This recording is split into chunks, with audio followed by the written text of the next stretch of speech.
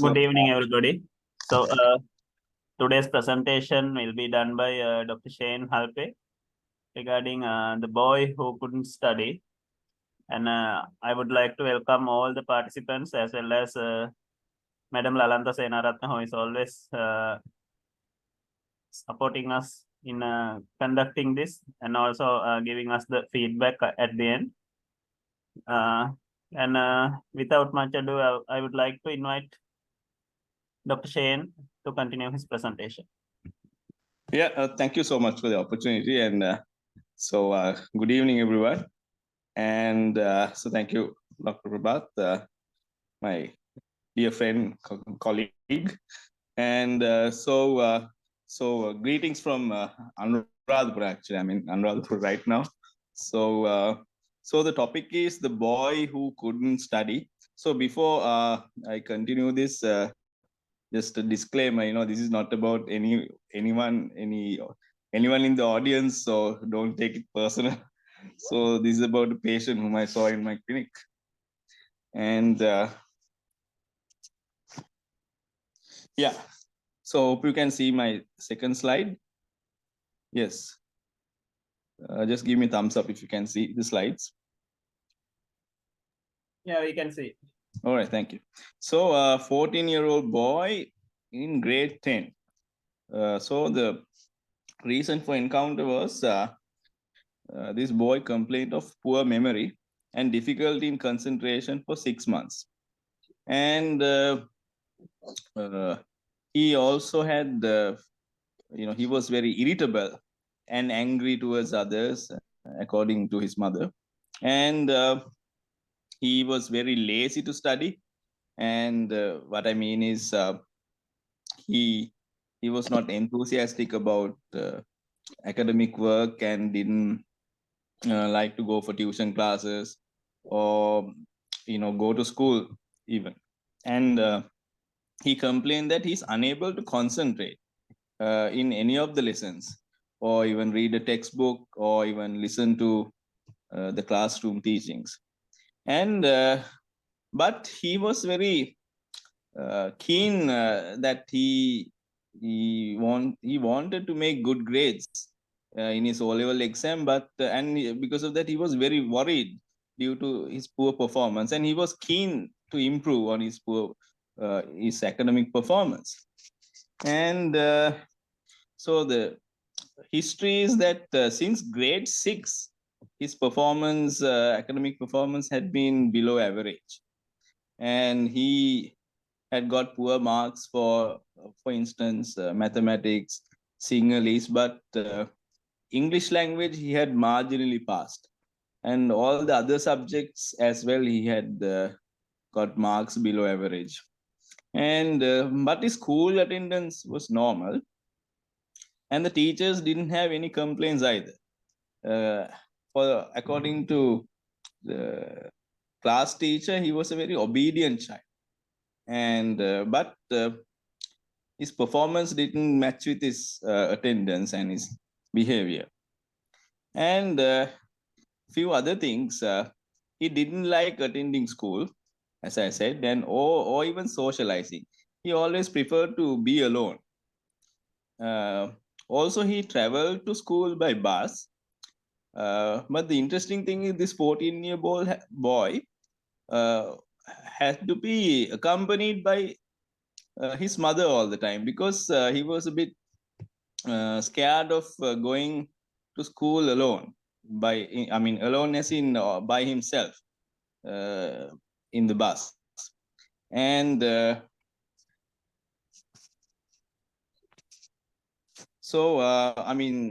all the other systems were regular. There were no abnormalities in bowel habits, and as urine output was normal, and no features of hypothyroidism, no neurological deficits, and sleep was normal, no loss of weight or loss of appetite, no joint pain or rashes. And medical and surgical history, there was something very intriguing where he attended the child psychiatric clinic at LRH, apparently due to hyperactive behavior. But the doctors in the clinic had reassured and discharged him, and there was no history of allergy. And birth history, there were no, it was not significant, no complications, and immunization and development was up to age. And family history was not significant for any major illnesses as well. And social history, lives in a flat with his mother and father, and he was schooling at a government public school. And he has one sister who was married, and mother is a domestic worker at a private firm, and father is a laborer. And just to tell about his father, he regularly consumes alcohol, but he was not violent or abusive to the family members. And they had financial difficulties as well. Substance abuse, of course, this 14-year-old boy had never consumed alcohol or never smoked, had never taken any narcotics as well. And so I was thinking, what could it be? Because he said that he can't study, he can't concentrate, and there was a probable history of hyperactive behavior. So ADHD was on the cards. And could it be depression? Because of his poor concentration, because that can also be a feature. And could it be bipolar disorder? Because there was a history of hyperactivity, and now he's becoming a bit down. And maybe schizophrenia is also something we should think about.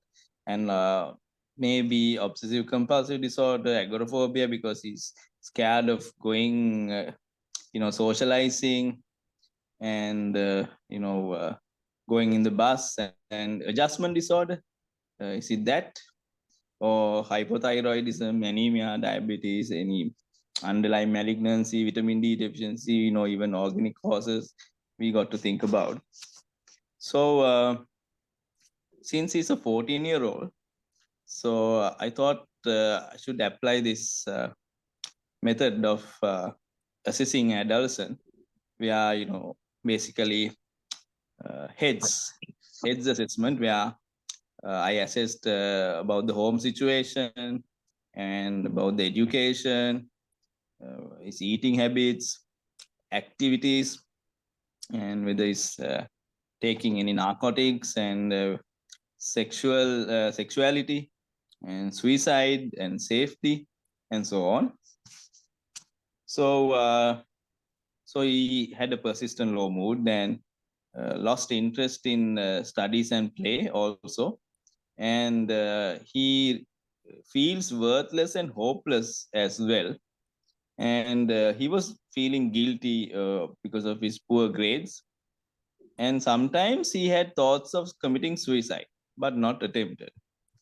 And in childhood, he was extremely active, according to his mother, but now he has become a bit withdrawn, and no history of any romantic relationships or any sexual relationships. And I mentioned earlier that he was not taking any narcotics or alcohol, and no history of any risky behavior. And he doesn't meet with friends that often, and he doesn't spend so much time on internet, TV, or in the mobile phone. And his eating habits were regular. Education, of course, no. Well, he didn't have much friends, but of course the stress of exams and grades were there. And home situation was quite stable. And yeah, just to mention what I mean, reiterate the same. And no history of criminal behavior. And he spends a lot of time listening to Buddhist sermons and doing meditation. And he has a lot of faith that meditation and listening to sermons will help him to overcome whatever he's going through. And he was very attached to the mother, and always shares whatever his problems with the mother, but no close friends. The reason is that he claims that his friends are bad company, that his friends are very violent, and they are taking narcotics, and they are of not no good association. Him being a 14-year-old boy, he claims that his classmates are of not good company, and according to him, many teachers are absent, or what are they, and they are avoiding coming to teach his class. So that was also something interesting. So ideas. So he thinks he doesn't know why he can't study properly and he can't get good grades, and his concern is that he will not be able to pass his O-level exam, and he will become a burden to his family. And his simple expectation was to what he said was, doctor, could you help me to study well? So while I was thinking, so I did a basic physical examination. So he behaved, so he was averagely built, and general examination was normal. Pulse, blood pressure, they were all within normal limits. Mental state, he was well kept and maintained eye contact. Speech was normal, but his mood was sad, and he was anxious about his future and education, and whether he will pass the exams, as I mentioned, and but no history of delusional thoughts. Perception, no visual or auditory hallucinations, and he was well oriented, and he believes that he has problems and he needs help. So this is a summary. 14-year-old boy presented to the GP with the difficulty in concentration and poor academic performance. And he also had low mood, was irritable, and having suicidal ideas for 5 months, and had a past history of possible ADHD. So at this point, I would like to ask my colleagues, what do you think about this? How would you manage? Because this is a real case I got in my practice. So any thoughts about this?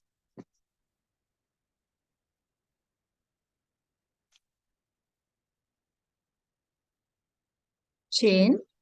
Yes. Shane, I think this is one episode of depression, but we have to rule out whether this is a part of bipolar affective disorder and this is the episode of depression. We have to think depression. At the same time, we have to think back of our mind about the bipolar affective disorder as well, because he is irritable, and he has had some past history of ADHD. Yeah. So Yeah, that's a good thought actually, because it could be bipolar also because of his history of hyperactive behavior. yes, But it was only hyperactive behavior, but there was, yeah, but of course it's in retrospect, we don't know yeah. really. Yeah, And but because it's something. now when we ask your history, we tend to think about a depressive case, but it's a big problem when we treat depression if she is in a bipolar affective disorder. So they can switch into manic episode, no? If you were in my situation, Yeah. what would you do now? Yeah. Mm, we have to talk with the patient and get collateral histories from the parents. Yes. Yeah, that's important. Actually, so this account is actually the history I took from the patient as well as the mother. So mother also, the stories were coherent. Both of them said the same thing, and this kid was actually not that violent or arrogant, and he was very so humble in a sort of way that he really needed my help, and the mother was also very supportive, and the history was almost the same. So that is an important point. But I only spoke to the mother. I haven't spoken to the father or the And sister. teachers and the friends. Yeah, teachers and friends. Yeah, I didn't get the opportunity. I only got to know from the mother. Yeah, in our setup, it's difficult to contact them. Yeah. Any other thoughts? What would you do? For management wise.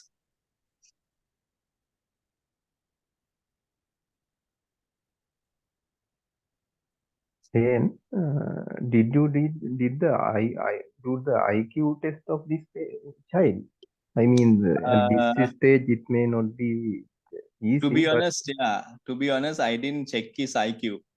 I didn't, do a objective testing of the IQ. And you think there might be some learning disability as well, is it? Yeah, there may be a component of that even. Sometimes with the low IQ and poor performances, that also can lead to develop depression of the child even. I mean, good thought. may not be the first presentation. May not be the pure depression. That can be lead to depression. Thank you for that. Actually, I didn't think of it much deeply, because I thought because the mother mentioned that up to grade 6 his grades were good. Yeah. And he was very enthusiastic in his work, and he was a good, basically good kid in studies as well as behavior. But then after grade 6 only all of this started. Grade 6 means like age, say that is like age 11, isn't it? Yeah. 11 years, then only all these things started, and he came down in his studies. So that thought didn't really cross my mind, but it's important, like you mentioned. Yes. Hello, Shane. Yeah. Why y'all are always thinking about the problems in the mind? As Chaminda mentioned, it could be a learning issue. That means could be dyslexia, right? I have seen some patients with dyslexia. So nobody will find up to around up to the age of 14. They will just, because they don't do much work, just do some basic things up to grade 10 or, grade up to the age of 10 or whatever. So then dyslexia is a possibility. So there'll be that learning difficulty. And what about, the vision? What about the, hearing? Those are very important. I didn't mention that. Vision and hearing was normal. Yeah. And that I checked, yeah. Yeah, vision in the sense, there were patients actually I came across. It's not the whole vision loss. It was actually the color blindness. There was a patient some sort of a depressive feelings, bit of color blindness, because the refusal of all the work, and because he couldn't identify which is the correct color. Right, because others get, he of course bullied by the others. So because of that, it was a case for the MD exit once with the color blindness. Right. Okay. So the things, not only the physical, psychological things, better exclude all the physical things as well. Could be a very chronic pain. Right. All these things. So because the people that adolescents, they are very shy on talking about their physical issues. because there's a transformation of all the physical things like secondary sexual characteristics and everything. Because of that, the pains they try to hide those things. Yes. It's not just like a psychological thing. You have to exclude all the possible physical things, right? So it's otherwise it's incomplete, especially for the adolescents. Not like pediatric ones. They, of course, we can get everything from mothers. The adolescents, which is very difficult. So better, I mean, take the physical as well as psychological as social things. Okay, just to add things only, I'm telling all these things, right? Okay. Thank you. Yeah, actually, about dyslexia and learning disability, I didn't think, put much thought into it. And but then this is what I did. And I referred the patient to a consultant psychiatrist because mainly because he mentioned that he had thoughts of committing suicide. And him being an adolescent, I thought it is where, I was a bit reluctant to start treatment on my own. So I immediately referred to the for psychiatry opinion. And so these were the problems he had: persistent low mood, just to recap, and suicidal ideation, inability to concentrate, and poor academic performance. And also there were some other problems. These were collateral problems, where he mentioned that his friends were taking narcotics, his classmates, and that had affected him in some way, where he's avoiding his friends. And also father being dependent on alcohol, and also the financial difficulties were the overall problems.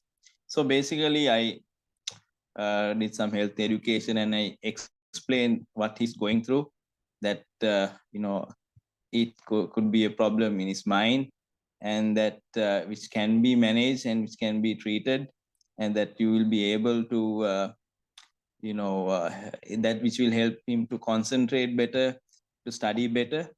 And then I convinced him to see the psychiatrist, and also I explained the same to the patient's mother. And so he basically complied. And then the psychiatrist assessed him, and then she uh, decided that it was a case of severe depression with possible component of ADHD. And then what the psychiatrist decided was, she decided on sertraline, and it started off with a small dose of risperidone as well, and with omeprazole. And then so that was the management, pharmacological management. And also there were other things which crossed my mind, to think about the narcotic abuse of the school children, which this 14-year-old boy was mentioning, and also address the father's alcohol dependence. So something I was thinking, when the opportune moment comes, to address that. And so these were the investigations. I mean, they were all within normal limits, which I only did the full blood count and the TSH. And so this is what happened after a period of 1 month on taking sertraline. So he mentioned that he feels happier, and that he doesn't feel suicidal anymore. And then his concentration improved, and then mother also mentioned that his appetite had markedly increased, and he slept better. And then, according to the teachers as well as patient's mother, he was very keen on academic work, and he gets up very early and studies, and was well prepared for school, and he enjoyed going to school compared to what he was before. And the peers and teachers they did notice big difference. in his behavior, and but the peers were still abusing narcotics, and he mentioned that his senior students were selling drugs. And then, well, what happened was I saw this patient earlier this year, and then I was away for a period of 3 weeks, and then I lost him to follow up. But then I saw him again when I came back, and then when I saw him again, he had sat for his term exams, and then the academic performance didn't show a marked improvement. And then, but there was a mild improvement in his behavior, but he was still feeling frustrated and irritable. And on inquiry, what happened was the mother told me that he developed mouth ulcers, and there was gum bleeding. And then, since I was not available at that period, the mother had taken him to the LRH OPD, and the doctor had told to stop the sertraline. And then, so he was not taking the sertraline, and then basically, I think what happened was he relapsed. And then again, when he went back to the psychiatric clinic, they had increased the dose to sertraline 75. And when I checked, in the BNF, it's a well-known side effect that like gastric irritation, sertraline can also cause gum bleeding. So then what I did was I advised the patient to continue sertraline no matter what, but if he develops gum bleeding, to speak to me, to contact me, and I will advise him what to do rather than going to another doctor. But that all happened because the patient was not able to contact me. So I spoke to the kid, this boy, yesterday, and then he said now again he's feeling much better, and then his behavior is improving. So we have to follow him up basically continuously. So just to show you something else, I wonder whether you saw this news. This was broadcasted on Hiru TV, where some school children had Sharon, vandalized. wait, Sharon. Now Yes, you told there were gun bleeding and mouth ulcers, right? yes. And is it confirmed that it is due to sertraline? Then, madam, that doctor had stopped the sertraline, and then Yeah, then after that, that has completely resolved. yeah, so then So again, no, wait. Now it is confirmed. Now, according to your description, it is confirmed that mouth bleeding and mouth ulcers, gum bleeding or the mouth bleeding or the ulcers are due to sertraline, and you checked with the BNF and it's also stated. And then, knowing everything again, the psychiatrist restarted in a higher dosage. yes, madam, and then again that continued the sertraline the same dosage. So then And what about the gum bleeding and this thing, the mouth ulcers? What happened? yeah, then the mother said that didn't reappear. So then The how gum can didn't you say reappear. that it is due to sertraline then? Yeah, it's what I mentioned was that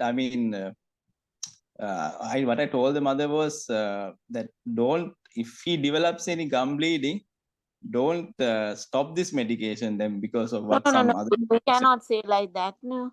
So if there's a very well documented thing, the sertraline can cause this such as like gum bleeding or the mouth ulcers. And then the psychiatrist restarted, definitely it can cause another sort of a reaction then, like sort of the way the same thing happened. So then, okay, fine. If he calls you that there's a gum bleeding or whatever, so what you are going to do then?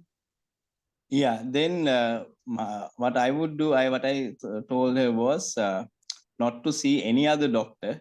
So that's what you're going to do then, not to I without will be I will liaise with the consultant psychiatrist, and and when, that why you can say straight away if you're the person you do the like sort of a communicate. I mean, the continue not to continue. You do the coordinative care. So you yes, ma'am. could have done. So then, if you see there's a gum bleeding and somebody stopped, and after stopping it, actually it's resolved, and you could have done a good job, like writing everything to the psychiatrist. This was happened. So then Yeah, we had yeah, also must have some sort of a like second thoughts, right? yeah. The certainly was Because now the person is depressed and the gum bleeding and mucosal like ulcerations can cause like though he's having refusal of feeds or whatever the food, and with the gum bleeding and in mouth ulcers, definitely he will stop eating, and the condition will get worse, especially for the teenagers. I think yes. there are sort of issues there, but anyway, okay, fine, you better carry on with the things you want to do. Yeah, and then basically the so that period happened, and then again the psychiatrist saw the patient and then increased the dosage, and then I just basically told the mother, whatever it is, whatever happens, don't stop the drug on her own, but to first talk to us, and then we will help her to make the decision, and or maybe to consider changing the medication, because otherwise he will go into another relapse, and all the progress we made would go backwards. So but just to share the knowledge that when you are starting SSRI, gum bleeding is also adverse effect that can happen. And then just another background history is you might remember this news item where Hiru TV showed that there were some actions of vandalism by school students. So this happened in this particular this student is from this particular school, unfortunately, and where lot of vandalism acts happen. And so so these are some other problems which I want to highlight, where there are a lot of teenagers who are behaving in such a way, and then abusing narcotics. And also in schools we see that the teachers are not coming to uh, teach these students, and they go astray. And it is see, it is a social problem as well in our country, and where these students go into these bad habits. And sometimes you find this this kid is actually a good kid, I thought, because he had some insight and a conscience not to get involved. But if I was in his position, I would have also got very depressed and maybe very anxious. And I also would have might have gone down in my studies. And so the lessons I learned was so students presenting with difficulties in academic work, we should screen for any depression, even in teenagers. And also we should explore the possibility of drug abuse in teenagers nowadays. And also we have to come up with a plan to work in liaison with schools to stop this narcotic menace among the teenagers. And also we should increase the awareness about mental health among the general public. So so these are simple ways we can do to increase the awareness of mental health disorders. And also we should raise the awareness of stopping narcotics. So so thank you for your active participation. So any questions, I'm happy to answer.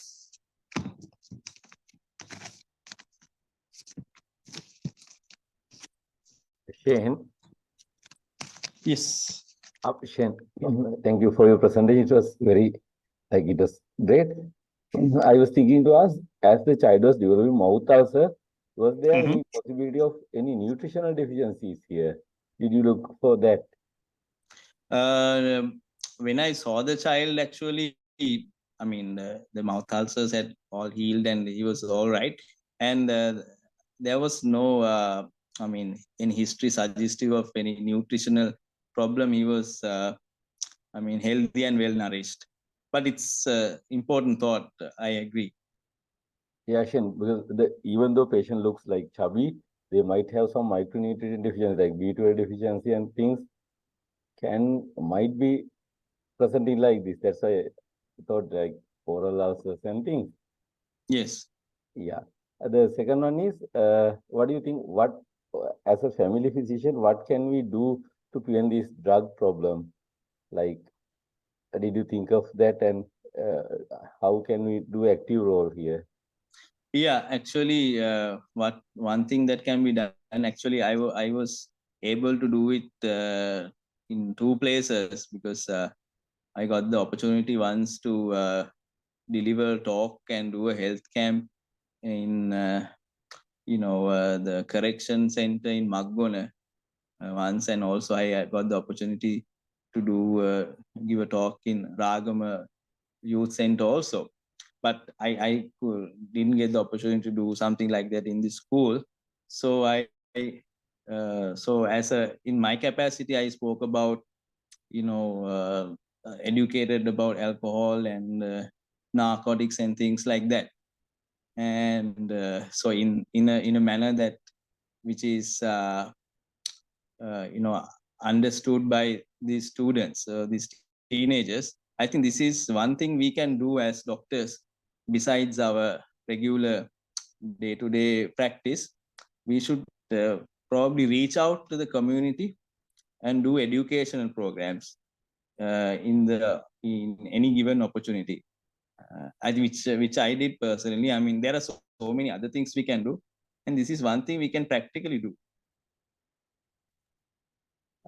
Shane, one more thing. When I did psychiatry in Madhara, I noticed that we have a clinic here for school children.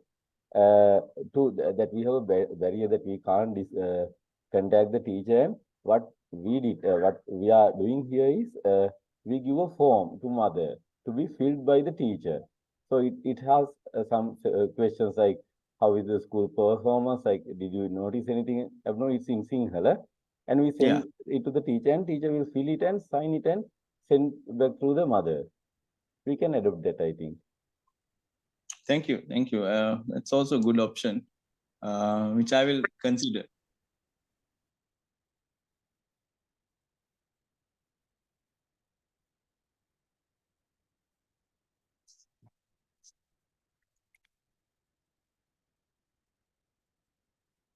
Any other thoughts?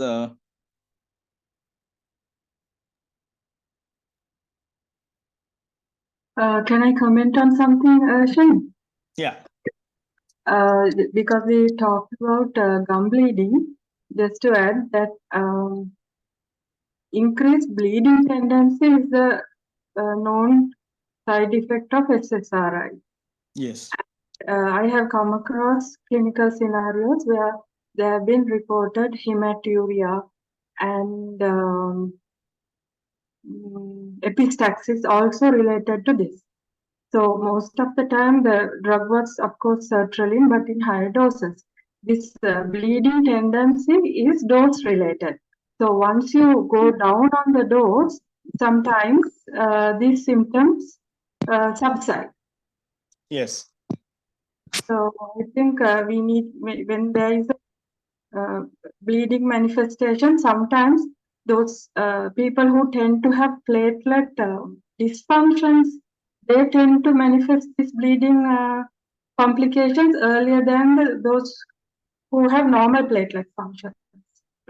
Okay. So there are a few things that you might have to consider when you are restarting the medicine, I think, just to add a little bit. Thank you. Thank you for that. Actually, Exactly, Fazana. So those are the things, like if you confirm that is due to the drug, there are a lot of things we have to consider. So the gum bleeding or whatever there are maybe. So it could be due to some other illnesses. Or as Indralal mentioned, it could be some sort of vitamin deficiencies, or it could be platelet dysfunction. Lot of things. Or whatever the thing. So we have to nicely reassess. And then only we have to consider, because you as a the coordinator, you could have nicely, either you could have all the investigation related to that, then you can coordinate with a consultant psychiatrist. I think that should be the way, that should be the learning point. If you come across any adverse effect due to any medication, if you're the person who observed that, so then you have all the responsibility, right? So if somebody, without knowing all these things, if they increase the dosage, that will be the maybe a very huge sort of a outcome is very bad maybe. So you don't let the thing happen. I think it should be a learning point for this. And thank you, Avasana, for adding those things. Anyway. thank you. Yeah, actually, I'm closely following him up. So in that case, I have instructed to inform me as soon as possible. So then, unfortunately, this all happened in my absence, and this, the mother only mentioned about this when it has happened, and also resolved after about a month period of 1 month. So thank you. So I will. So next time, I mean, any case of adverse effect, drug adverse effect, we have to consider, I mean, managing that way. Yes.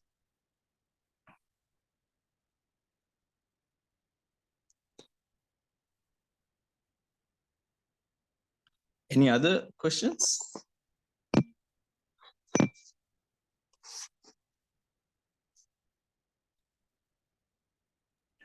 Shane, how old was the child? 14 years. Yeah, I have a question. Usually in the SSRIs, according to what I read, fluoxetine is the first line SSRI for that age. Why was sertraline chosen? Yeah, sertraline. The specialist thought that sertraline is better, is a better option, and the psychiatry team thinks that side effects are much less compared to fluoxetine. So that it was their judgment.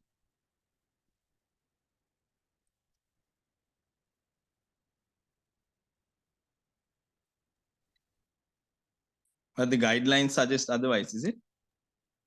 Last I read, that's what I remember. Adolescent age group, fluoxetine was preferred. If I remember, I think what they said was fluoxetine was the only drug extensively studied in that age group. Yeah, exactly. Okay. Yeah. What I observed was the current psychiatrists, they are always happy to start with sertraline, even whatever the age, and also depending on the availability. And they always go for sertraline. No. You cannot do like that, because now, so the current trend, there are no things like current trend. We have to all the time stick to the guidelines, right? So there may be other than what you saw, like only the depression. There may be some anxiety or some other thing. So he must have chosen the correct medicine to cover up all these things. Right, so then we do not know actually what the psychiatrist's angle of looking at this problem. And you cannot say, and anybody, not you, anybody cannot say, this is the practice, the endocrinologist practice, the cardiologist practice. No, there are no things like that. There are guidelines, but we can like change the guidelines, or if it is if it is a person-centered care, we can nicely change according to the patient's need. That is something else. So now we cannot say this is the practice. right? So practice comes, of course, according to the guidelines, means after a level 1A evidence. So not only just one research, there are a lot of researchers, like if they say this level of evidence is this, they can take it as a first statement. So it be the practices then. So we have to be very careful about our statements as well. So I think it's better to talk with a particular psychiatrist. That is a way of learning what had happened, there's adverse effects and all sort of things. It's a good idea to, you can have you can talk because it's your patient, and you can have a good referral because you referred the patient, and then you can talk with him.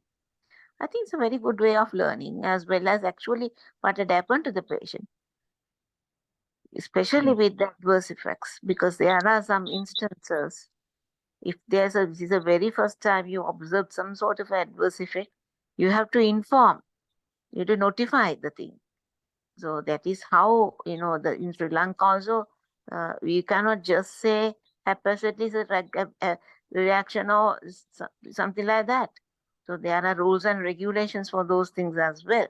That is one point. And the other thing is, in exit exams, for whatever, maybe especially for the MD, diagnosing a disease will not give the way out. So we have to have the diagnosis as well as other possibilities. What am I missing? What are the other possibilities? So that is the way out. Otherwise, just giving the diagnosis is not the answer. So try, when you present cases, try to find out what are the other possibilities in this patient. Am I missing something? So if you think these are the possibilities, what should I do? What are the investigations? What are the ways of assessing patients? Those are the most important things. In the marking grid also, we added everything. So not only the diagnosis. So we have to be very careful when you do cases. It's like this is your patient. You don't have to present as it is. You can do some adjustments, and you think what are the other things I could have done, and then you can add those things. Anyway, so it's a good try. Anyhow, please try to incorporate the things we discussed. Right. Yes. So okay, right. Okay, right.